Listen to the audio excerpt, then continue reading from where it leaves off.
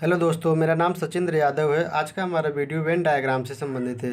Reasoning का काफ़ी important topic है वेन डायग्राम। वेन डायग्राम से सभी प्रतियोगी परीक्षाओं में प्रश्न पूछे जाते हैं। जो एसएससी, एमटीएस, सीजीएल, सीएचएसएल तथा अन्य सभी प्रतियोगी परीक्षाओं में वेन डायग्राम से काफ़ी इम्पोर्टेंट सवाल पूछे जाते हैं। तो वेन डायग्राम को हम बताएंगे, वेन डायग्राम होता क्या है, वेन डायग्राम को दर्शाते कैसे हैं और वेन डायग्राम से कैसे कैसे प्रश्न पूछे जाते हैं, वेन डायग्राम का क्या कॉन्सेप्ट होता है, वेन डायग्राम को हम किस तरीके से प्रदर्शित करते हैं, इसके बारे में हम इस वीडियो के माध्यम से आपको बताएंगे। तो हम एक एक सवाल करके बताते चलेंगे, जिससे आपका कॉन्सेप्ट क्लियर होता चलेगा। तो देखिएगा हमारा पहला प्रश्न क्या है। देखिए, सबसे पहला हमारा प्रश्न है वेन डायग्राम के माध्यम से, इसमें हमें उत्तर को बताना रहता है। वेन डायग्राम के लिए आपको बेसिक जानकारी होना बहुत ज़रूरी है। वेन डायग्राम के माध्यम से जो आपका प्रश्न लेने वाला होता है वह आपकी नॉलेज की कैपेसिटी को चेक करता है कि क्या आपको तर्क करने की क्षमता कितनी है, क्या आप तर्क सही से कर ले रहे हैं, आपकी तर्क करने की क्षमता ठीक है कि नहीं है। इसकी वजह से वेन डायग्राम, जब तक आपके पास बेसिक जानकारी और तर्क करने की क्षमता सही से नहीं रहेगी, आप वेन डायग्राम को नहीं लगा पाएंगे। तो इसमें क्या पूछ रहा है, हमारा पहला सवाल क्या है। पहले सवाल में कह रहा है वह आरेख चुनिए जो नीचे दिए गए वर्गों के बीच के संबंध का सही निरूपण करता है। तो वेन डायग्राम में केवल हमें संबंध को दिखाना रहता है, जैसे मिनट, दिन और महीने, इनमें क्या संबंध हो सकता है, वेन डायग्राम के माध्यम से यही दर्शाना रहता है। तो हमारा धीरे धीरे सवाल को हम आगे बढ़ते जाएंगे, वो आपका कंसेप्ट क्लियर होता जाएगा। सबसे पहले आप हमारा पहला सवाल देखिए। जैसे क्या कह रहा है कि वह आरेख चुनिए जो दिए गए वर्गों के बीच के संबंध का सही निरूपण करता है। वेन डायग्राम दिया हुआ है मिनट, दिन और महीना। मिनट, दिन और महीने के बीच हमें वेन डायग्राम के इसके संबंधों का निरूपण करना है। तो क्या होगा, जो मिनट है, मिनट को मिला करके दिन बनता है। मतलब अगर हम दिन को बनाए तो मिनट इसके अंदर ही आता है, न कि दिन मिनट के अंदर आता है। मतलब एक दिन में कई मिनट होते हैं, न कि एक मिनट में कई दिन होते हैं। जो बड़ा होता है उसको हम बाहर लिखते हैं और जो छोटा होता है उसको बड़े वाले के अंदर रखते हैं। जैसे महीना, अब कई दिन को मिला करके एक महीना बनता है। जैसे 30 दिन को मिला करके, 31 दिन को मिला करके, कभी 28 या 29 दिन को मिला करके एक महीना होता है। तो जो बड़ा वाला है महीना है उसको हम सबसे बाहर रखेंगे। फिर इसके बाद दिन, जो दिन है वो कई मिनट को मिला करके बनता है। फिर इसके बाद हम इसके अंदर दिन रखेंगे। फिर इसके बाद मिनट, मिनट सबसे अंदर रखेंगे क्योंकि मिनट सबसे छोटी इकाई है। इसमें देखा जाता है जो सबसे बड़ा होता है उसको सबसे बाहर रखते हैं वेन डायग्राम में। इसके बाद जो सबसे छोटा होता है उसको उसको बीच में रखते हैं। फिर इसके बाद जो सबसे छोटा है उसको लास्ट में रखते हैं। तो इनके बीच हमें संबंध को दिखाना रहता है। जैसे मिनट और दिन के बीच में क्या संबंध है।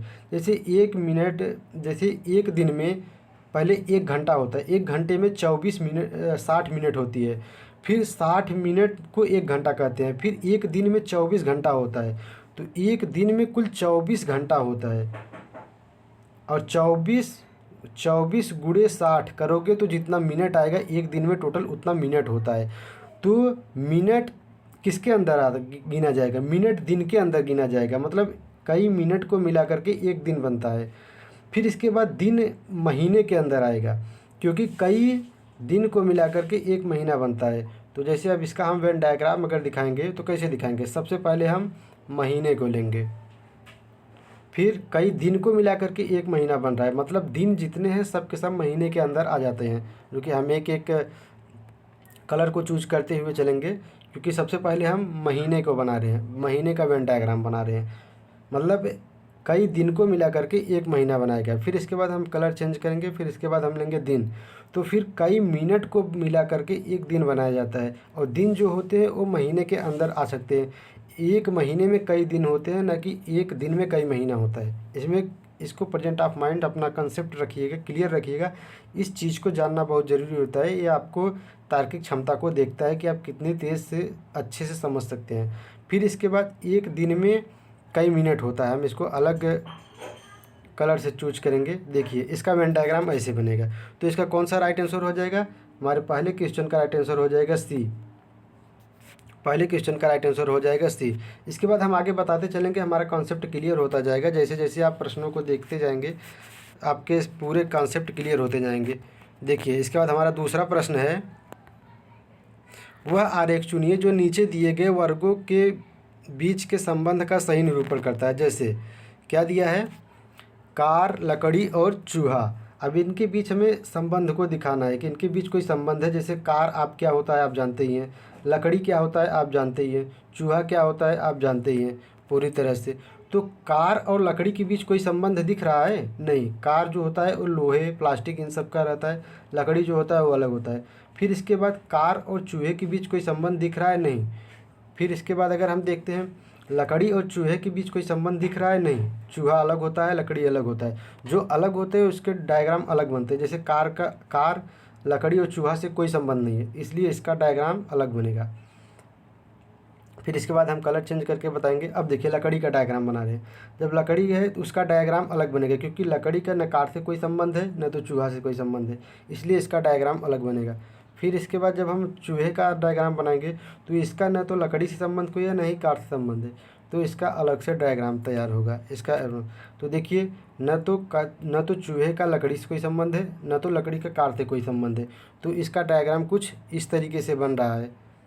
तीनों का अलग अलग डायग्राम बनेगा। तो तीनों का अलग अलग जब डायग्राम बनेगा तो इसका कौन सा राइट आंसर हो जाएगा? ए बी सी डी, इसका राइट आंसर होगा डी। तीनों का अलग अलग डायग्राम बन रहा है।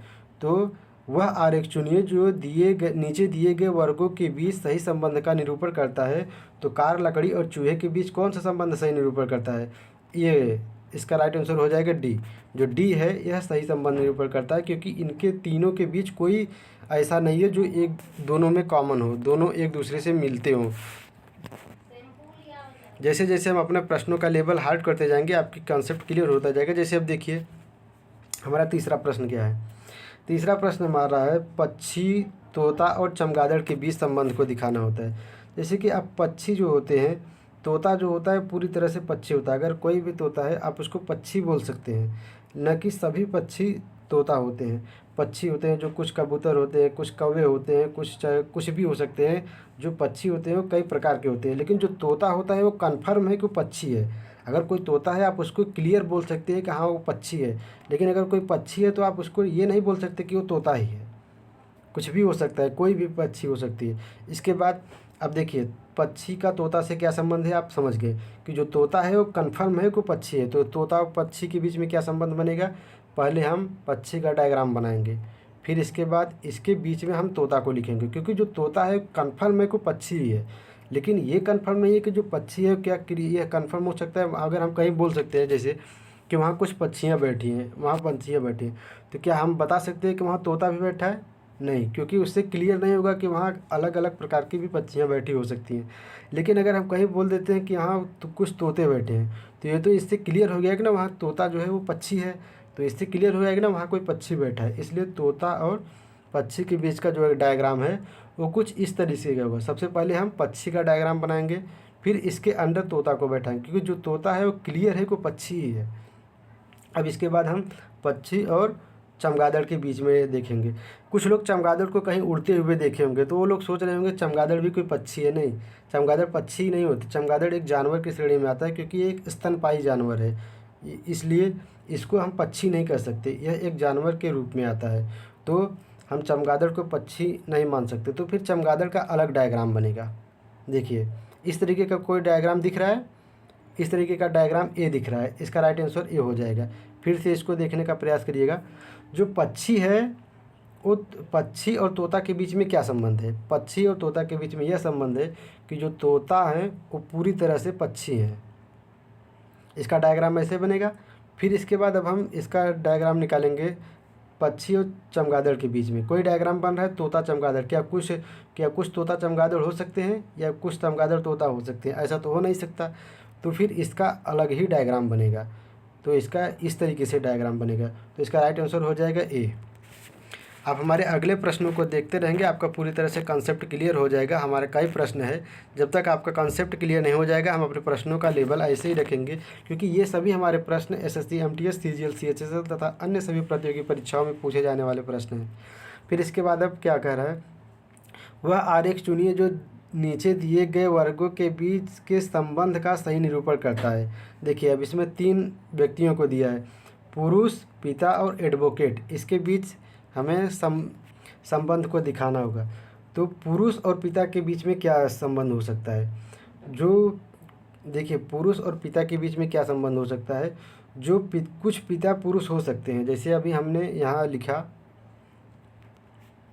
क्योंकि जो पुरुष हैं उसमें सभी पुरुष पिता नहीं हो सकते, क्योंकि और जो पिता है वो कन्फर्म है कि वो पुरुष है, क्योंकि जो पिता होते हैं वो मेल होते हैं, उनके मेल होते हैं। अगर जो पिता है वो कन्फर्म है पुरुष है, ऐसा नहीं है कि जो पिता है वो महिला भी हो सकती है, नहीं, जो पिता है वो कन्फर्म है पुरुष है। लेकिन अगर कुछ पुरुष हैं कहीं खड़े हैं तो उनको हम ये नहीं बोल सकते कि वो पिता हैं। पिता का मतलब ये नहीं होता कि पुरुष का मतलब ये नहीं होता कि वो पिता है, लेकिन पिता का मतलब ये होता है कि वो पुरुष है। अगर कोई पिता है तो इसका मतलब ये कन्फर्म है कि वो पुरुष है, इसका लिंग जो है वो निर्धारित है कि वो पुरुष है। लेकिन अगर कोई कहे कि कोई वहाँ कोई पुरुष खड़े हैं तो इसका मतलब हो सकता है कि वो एडवोकेट है। एडवोकेट कन्फर्म नहीं है, हो सकता है वो कुछ और काम करता हो। लेकिन अगर कोई कहे कि वहाँ कुछ एडवोकेट हैं तो ये कन्फर्म है कि वहाँ पुरुष खड़ा होगा। लेकिन ये भी कन्फर्म नहीं है कि पुरुष है, क्योंकि एडवोकेट महिलाएँ भी होती हैं। तो इसके बीच कैसा डायग्राम बनेगा मैं आपको बता रहा हूँ। देखिए, सबसे पहले हम पुरुष का डायग्राम बनाएंगे। सबसे पहले हम वह डायग्राम बनाते हैं जो बड़ा होता है। सबसे पहले हम पुरुष का डायग्राम बनाएंगे, फिर इसके बाद इसके बीच में यहाँ से ऐसे पिता का डायग्राम बनाएंगे। हम इसके बीच में अंदर क्यों नहीं रख रहे हैं? नहीं, इसका ऐसे नहीं बनेगा डायग्राम। मैं फिर से बना रहा हूँ डायग्राम, इसका ऐसे नहीं बनेगा। देखिए, सबसे पहले हम पुरुष का डायग्राम बनाएंगे और पिता को इसके अंदर बनाएंगे, क्योंकि जो पिता है वो कन्फर्म है कि पुरुष है। अब वो महिला नहीं हो सकता, ना कोई जानवर हो सकता है। जो पिता है वो कन्फर्म है पुरुष है। लेकिन ये नहीं कह सकते कि जो पुरुष है कन्फर्म ही है कि पिता है। सभी पुरुष पिता नहीं होते, लेकिन सभी पिता पुरुष होते हैं। आप इसके अंदर जो इसका डिफरेंस आप इसको समझिएगा। यह एसएससी एमटीएस लेवल का पूछा गया प्रश्न है। एसएससी सीजीएल सीएचएसएल तथा दिल्ली पुलिस यूपी पुलिस में भी कई बार पूछा जाने वाला प्रश्न है। हम सभी पूछे जाने वाले प्रश्नों को ही लेकर के आए हैं। अब इसके बाद जो एडवोकेट है, एडवोकेट जो है वो पुरुष भी हो सकता है, एडवोकेट पिता भी हो सकता है। तो फिर एडवोकेट के लिए मैं क्या करेंगे, जो एडवोकेट है उसके लिए क्या करेंगे, लेकिन एडवोकेट जो है वो महिला भी हो सकता है। तो कंफर्म नहीं है कि वो क्या है। जो कि हमारा डायग्राम कट गया, अभी मैं फिर से बना रहा हूँ पुरुष का डायग्राम, फिर इसके बाद इसके अंदर पिता का डायग्राम। अब इसके बाद हमें एडवोकेट का डायग्राम निर्धारित करना है। रुक जाइए, हमारा स्लाइड कट जा रहा है।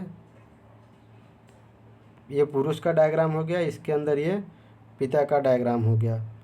फिर इसके बाद जो हमें एडवोकेट का डायग्राम बनाना है, तो एडवोकेट और पिता के अंदर क्या संबंध है आप समझिएगा कि सभी एडवोकेट पिता नहीं हो सकते, क्योंकि कुछ एडवोकेट ऐसे होते हैं जो पिता नहीं हो सकते और सभी पिता एडवोकेट नहीं हो सकते।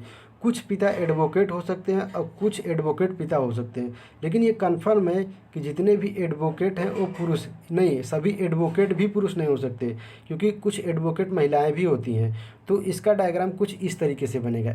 एडवोकेट का डायग्राम ऐसा बनेगा, क्योंकि अब इसमें कुछ एडवोकेट पुरुष भी हो गए और कुछ एडवोकेट पिता भी हो गए। आप कन्फर्म है कि नहीं इससे? देखिए, इसमें क्या संबंध है कि अब ये पुरुष का डायग्राम है।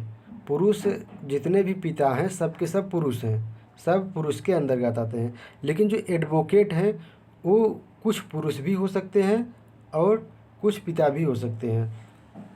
मतलब जो पिता है वो तो कन्फर्म है कि पुरुष है, लेकिन एडवोकेट जो है वो कुछ महिलाएं भी हो सकती हैं।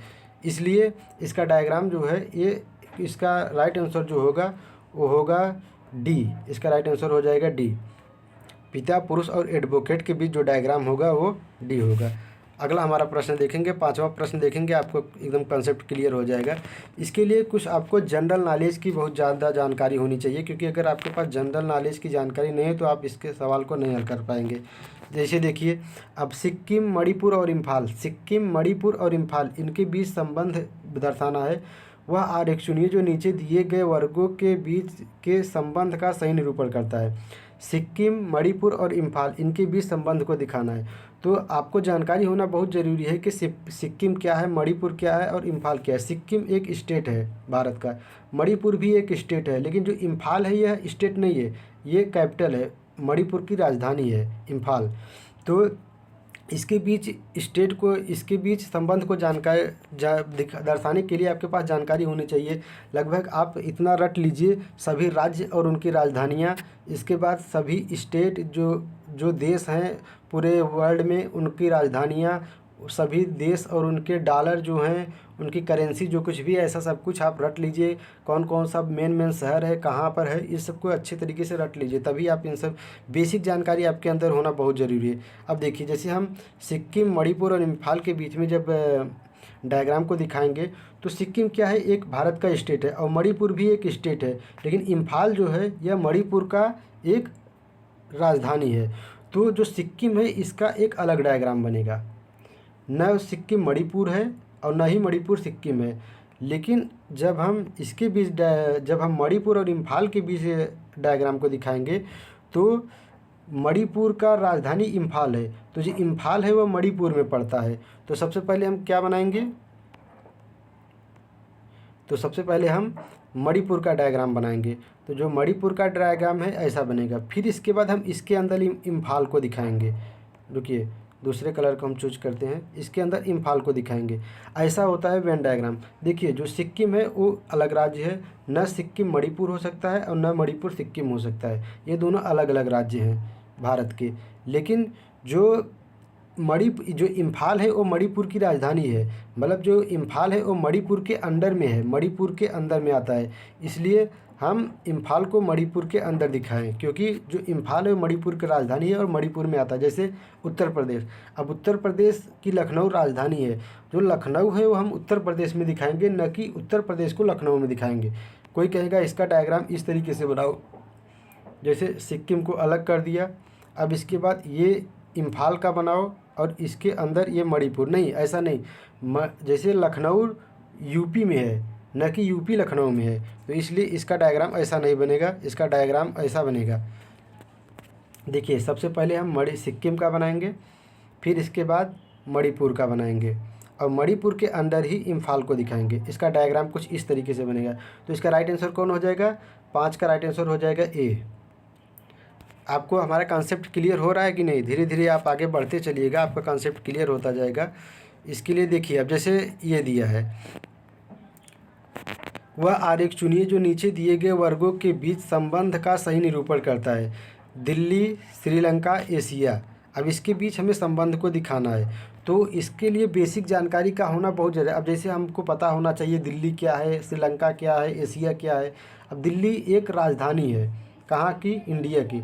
श्रीलंका एक देश है, एशिया एक महाद्वीप है, एशिया एक द्वीप महाद्वीप है। तो इस सब का बारे में जानकारी होना बहुत ज़रूरी है। जब आप जानते रहेंगे एशिया महाद्वीप है, एशिया के अंतर्गत दिल्ली भी आता है, एशिया के अंतर्गत श्रीलंका भी आता है, तब ना आप इसके भी सही से निरूपण कर पाएंगे संबंध को। जब आपको जानकारी नहीं रहेगा तो आप नहीं कर पाएंगे। इसके लिए थोड़ा बेसिक जानकारी को सबसे पहले बढ़ाइए।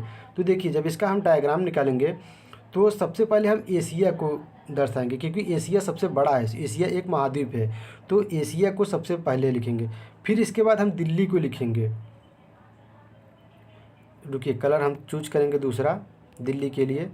फिर इसके बाद दिल्ली का डायग्राम दिखाएंगे। फिर इसके बाद हम श्रीलंका का डायग्राम दिखाएंगे। देखिए क्यों ऐसा कर रहे हैं हम, अब आपको बता रहे हैं। देखिए, न दिल्ली श्रीलंका हो सकती है और न ही श्रीलंका दिल्ली हो सकती है, क्योंकि ये दोनों एक दूसरे से दूर दूर पे अलग अलग हैं। दिल्ली भारत की राजधानी है, श्रीलंका एक देश है। अगर हम इसका डायग्राम ऐसे दिखाएं, मान लो हम श्रीलंका को दिल्ली के अंदर दिखाएं, तो ऐसा भी नहीं हो सकता, क्योंकि श्रीलंका एक अलग देश है, श्रीलंका खुद का एक देश है, वो भी इंडिया से अलग है। तो फिर हम इसको ऐसे भी नहीं दिखा सकते। और अगर हम ये दिखाएं, ऐसा दिखाए हैं, एशिया के अंतर्गत श्रीलंका भी आता है और दिल्ली भी आता है, इसलिए हम पहले सबसे बड़ा सर्कल बनाएं, एशिया का बनाएं। फिर इसके बाद उसके अंदर, क्योंकि एशिया के अंदर दिल्ली भी आता है और श्रीलंका भी आता है, फिर उसके अंदर हम दिल्ली को दिखाएं। फिर उसके अंदर हम श्रीलंका को भी दिखाएं। इसका हम फिर से डायग्राम बना रहे हैं। सबसे पहले हम एशिया को बनाएं, इसके बाद हम दिल्ली को बनाएं, फिर इसके बाद हम श्रीलंका को बनाएं। इसका ऐसा डायग्राम बनेगा। अगर हम कुछ ऐसे इसमें दोनों में कॉमन कर देंगे तो कॉमन भी नहीं होगा, क्योंकि ये दोनों अलग अलग है। तो इसका डायग्राम कौन सा सही है? क्वेश्चन नंबर 6 का राइट आंसर हो जाएगा ए। इसके बाद हमारा 7वां प्रश्न देखिएगा। वह आरेख चुनिए जो नीचे दिए गए वर्गों के बीच के संबंध का सही निरूपण करता है। तो इसका क्या आरेख है, पति पत्नी और परिवार, इसके बीच हमें संबंध का निरूपण करना है। तो पति और पत्नी के बीच क्या संबंध होता है, कुछ नहीं, क्योंकि पति पुरुष होता है, पत्नी महिला होती है, तो पति और पत्नी के बीच कोई संबंध नहीं है। इसलिए और पत्नी और पति के बीच में भी कोई संबंध नहीं है, क्योंकि पति और पत्नी अलग अलग होते हैं। पति जो होता है मेल होता है और पत्नी जो होती है वो फीमेल होती है, मतलब महिला होती है, पुरुष होते हैं। हम ऐसा कह सकते हैं क्या कि कुछ पति पत्नी होते हैं क्या, कुछ महिलाएं पुरुष भी हो सकती हैं क्या, और कुछ पुरुष महिलाएं भी हो सकती हैं क्या, ऐसा नहीं हो सकती। तो इसके लिए हमारा जो डायग्राम होगा कुछ अलग होगा, हम इसको अलग अलग दिखाएंगे। लेकिन जो पति होता है वो भी परिवार का ही हिस्सा होता है, जो पत्नी होती है वो भी परिवार का हिस्सा होती है। तो इस डायग्राम को दिखाने के लिए सबसे पहले हम सबसे बड़ा चुनते हैं। तो सबसे बड़ा इसमें क्या है, सबसे बड़ा माना जाता है परिवार। तो परिवार के अंदर ही आएंगे दोनों, परिवार के अंदर ही पति भी आएंगे और परिवार के अंदर ही पत्नी भी आएगी। इसका डायग्राम कुछ इस तरीके से बनेगा। जैसे सबसे पहले हम देखिए, सब पति को ना हम पत्नी बना सकते हैं क्योंकि पति पुरुष होता है, और ना ही पत्नी को पति बना सकते हैं क्योंकि ये दोनों अलग अलग जेंडर के हैं, एक मेल है एक फीमेल है, मतलब एक महिला है एक पुरुष है। लेकिन पति पत्नी दोनों के मिलने से ही परिवार बनता है। तो इसके लिए हम सबसे पहले परिवार का डायग्राम बनाएं, फिर इसके बाद पति का अलग से बनाएं और पत्नी का अलग से बनाएं। तो कुछ इस तरीके से इसका डायग्राम बनेगा। तो इसका क्वेश्चन नंबर ए सही हो जाएगा, इसका 7 का राइट आंसर हो जाएगा ए। फिर इसके बाद हमारा 8वां प्रश्न है, वह आरेख चुनिए जो नीचे दिए गए वर्गों के बीच का सही संबंध निरूपण करता है। देखिए, यह काफ़ी महत्वपूर्ण प्रश्न है, यह आरआरबी एनटीपीसी में पूछा जाने वाला प्रश्न है। तो इसका क्या है, देखिए, संचार, टेलीफोन और पत्र, इसके बीच हमें एक संबंध को दर्शाना है कि ये कैसा है। तो जो टेलीफोन है वो भी संचार का माध्यम है। अगर हम टेलीफोन बोले तो इसको संचार बोल सकते हैं, क्योंकि टेलीफोन संचार का माध्यम है। और इसके बाद जो पत्र है वो भी संचार का ही माध्यम है। आजकल तो पत्र का करस्पॉन्डिंग ख़त्म हो गया, पत्र व्यवहार ख़त्म हो गया, क्योंकि अब फ़ोन आ गया, डिजिटल ज़माना आ गया। लेकिन पहले के ज़माने में जो संचार होता था वो पत्र के माध्यम से होता था। तो हम ऐसा बोल सकते हैं, टेलीफोन भी संचार का माध्यम है और पत्र भी संचार का माध्यम है। तो इसमें सबसे बड़ा क्या हुआ, संचार। तो सबसे पहले हम संचार का डायग्राम बनाएंगे। देखिए, सबसे पहले हम बनाएंगे संचार का डायग्राम। अब हम ये बता सकते हैं क्या कि कुछ टेलीफोन पत्र हो सकते हैं या कुछ पत्र टेलीफोन हो सकते हैं? ऐसा तो नहीं हो सकता, टेलीफोन अलग चीज़ है, पत्र अलग चीज़ है। तो इसके लिए हम इनमें से अलग अलग डायग्राम बनाना पड़ेगा।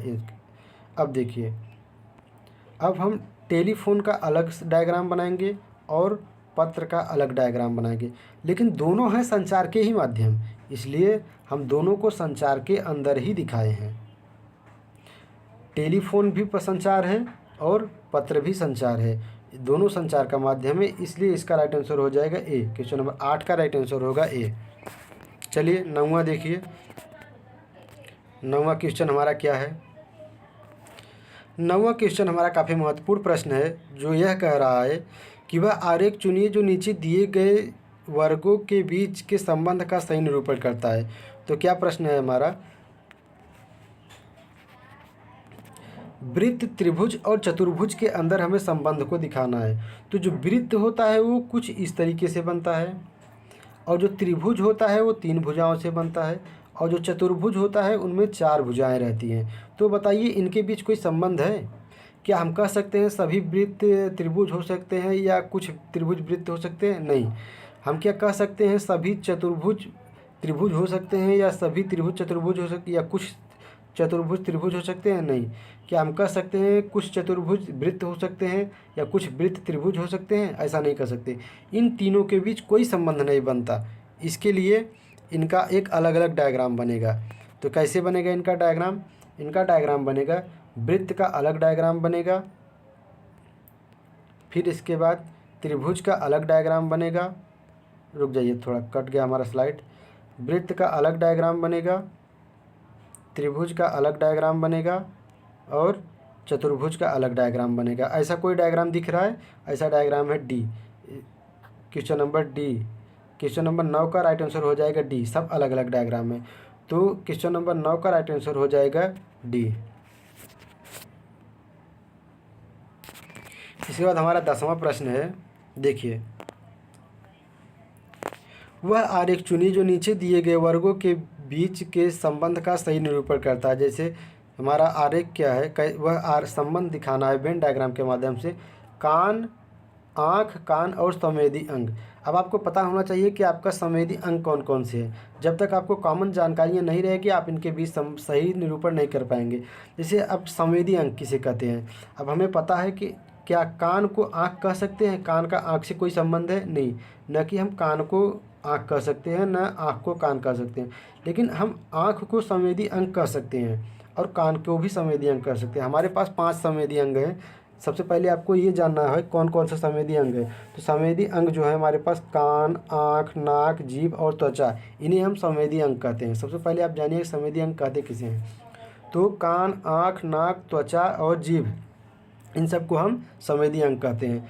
तो जो आँख है वो संवेदी अंग है कि नहीं है? आँख का संबंध संवेदी अंग से है और कान का भी संबंध संवेदी अंग है।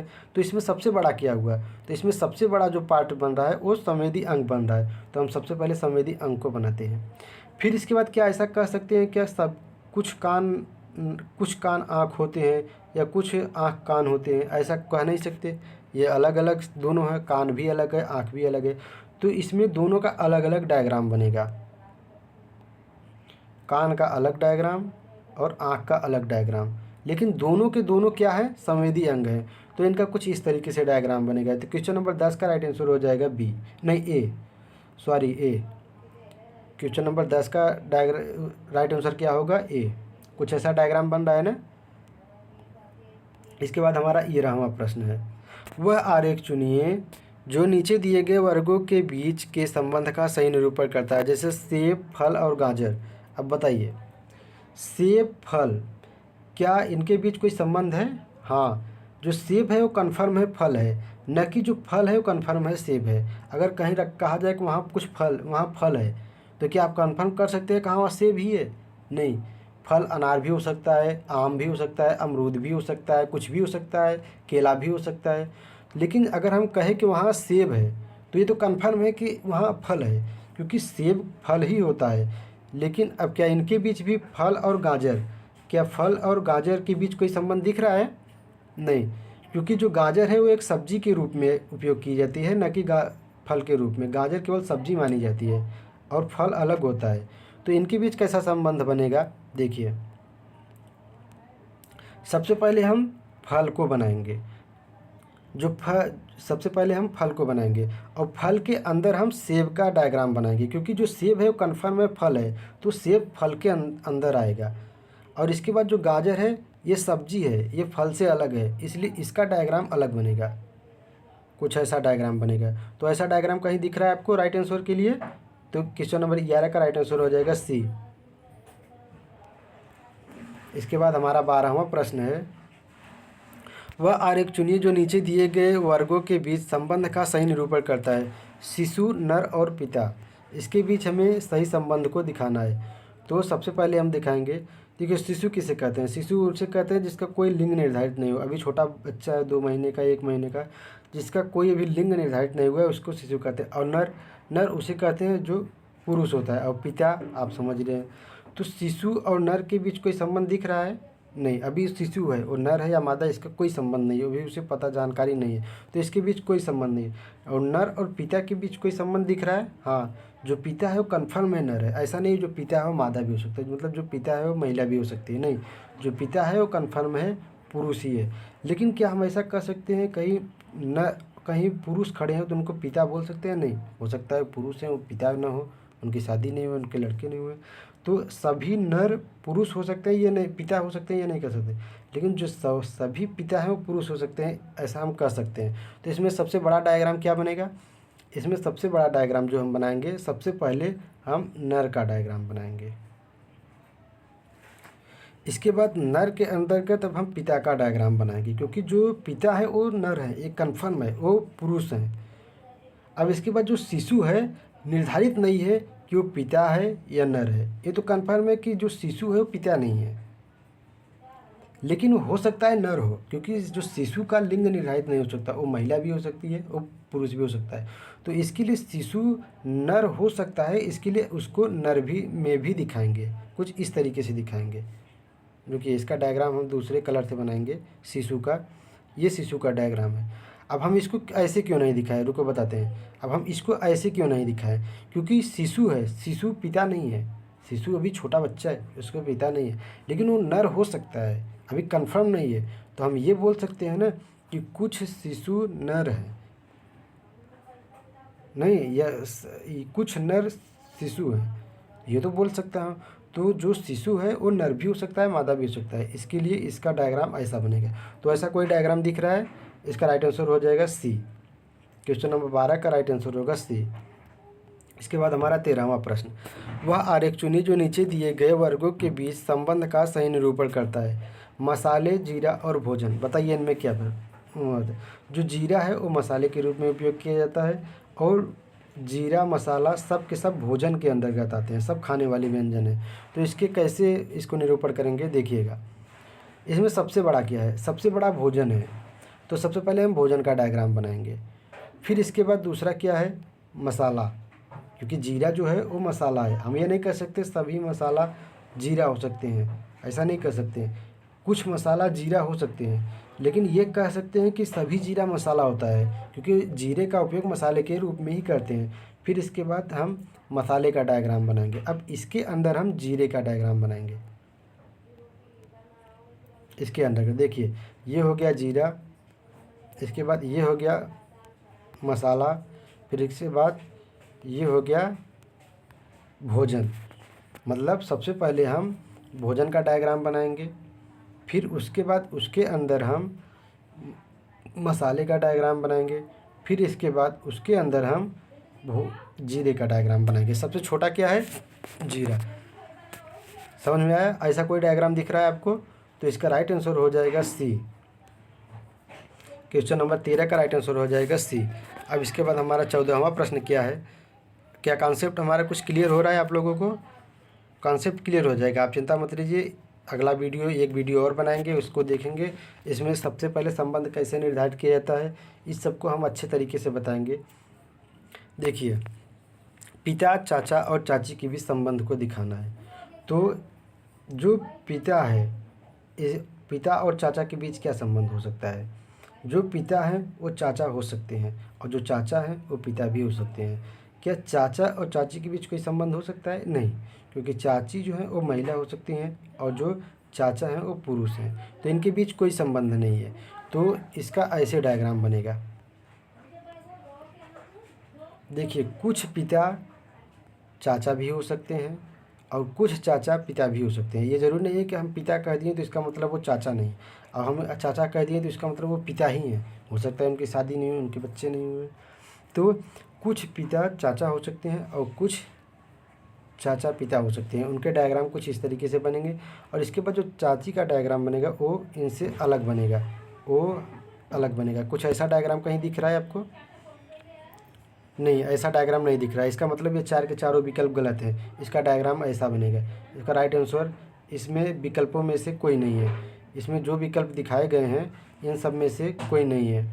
इसका डायग्राम कुछ ऐसा बनेगा, क्योंकि कुछ पिता चाचा हो सकते हैं और कुछ चाचा पिता हो सकते हैं, लेकिन जो चाची हैं वो महिला है, इसलिए उनका डायग्राम अलग से बनेगा। तो इन चारों में से ऐसा कोई विकल्प नहीं दिख रहा है, इसलिए इसका कोई भी विकल्प सही नहीं है, लेकिन इसका सही उत्तर ये होगा। तो फ्रेंड्स, अगर हमारा वीडियो आपको अच्छा लगा हो तो हमारे चैनल वन डे एग्जाम 3.0 को जरूर सब्सक्राइब करें, ताकि हमारा अगला वीडियो भी आपके पास पहुंचता रहे।